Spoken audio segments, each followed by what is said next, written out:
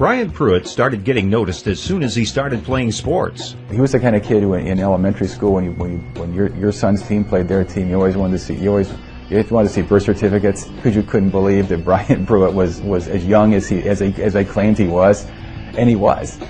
But he was just one of those kids who matured early, and you could tell from the time he was in elementary school that this kid was going to be just a really special player. Pruitt played basketball, ran track, and was a two-way performer on the gridiron for Arhur Hill. Running backs are always difficult to find, and Brian was always a natural runner. He made some plays that we hadn't seen people make before. Not only was he quick and fast, but Brian was a power runner, and he just as soon run over people as to run around them. And he would get everybody excited when he would run into somebody, and he'd get up and he'd do one of his backflips once in a while, and everybody would get all jacked up, and he was just one of those guys that wanted his teammates to feel good about what was going on. Brian was just as impressive on the court. I saw him tear a rim down off the backboard in a basketball game in high school. They had to stop the game for about 45 minutes. They couldn't find another rim to put up. He didn't tear it off. He bent it completely down on a dunk, and he's only about 5'11".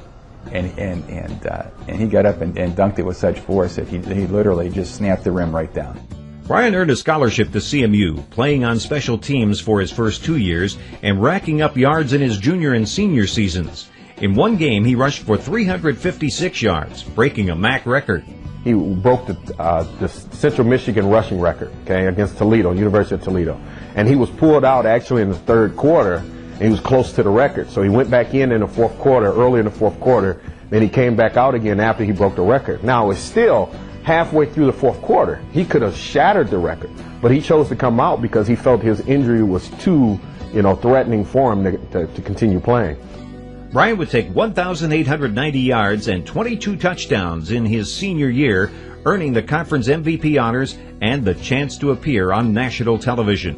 Well, his senior year, he led the nation, I believe, in rushing, and was a consensus first-team All-American. He appeared on the Bob Hope television show as a first-team All-American.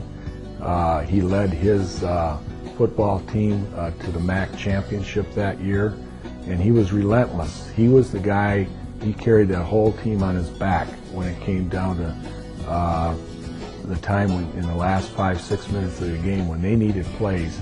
He literally carried his team, and his teammates knew that he was the man. Brian still holds the CMU record for rushing yards, touchdowns, and points scored in a season, but his accolades didn't stop at the stadium.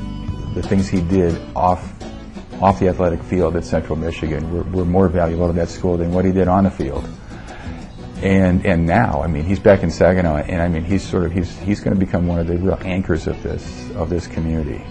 A neck problem sidelined his NFL dreams just as they were about to come true.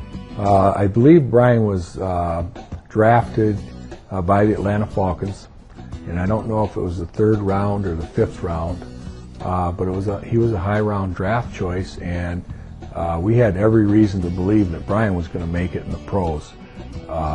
He had everything that you needed. He went for his physical exam, and they found that his spinal cord was smaller than or the bones around were smaller than what they needed to be encasing the spinal cord, and they felt they couldn't pass him on his physical exam. He was looking literally at millions of dollars as a pro football player. Never played it down. He understands that it's a once-in-a-lifetime chance and opportunity to get to that next level. He knew that. And he knew that God has a plan for himself. And, he's very deep into knowing and understanding the right things in life to be real on and what not to. He wished that dream would have come true, but he also knows that and recognizes that he has another bigger mission in life, and that's to give back to people. Troubled kids now find a new direction thanks to Brian, who forgets the limelight to help others. You don't get the acclaim, you don't get the headlines, but the impact you had just lasts forever, and I think that's going to be his legacy, is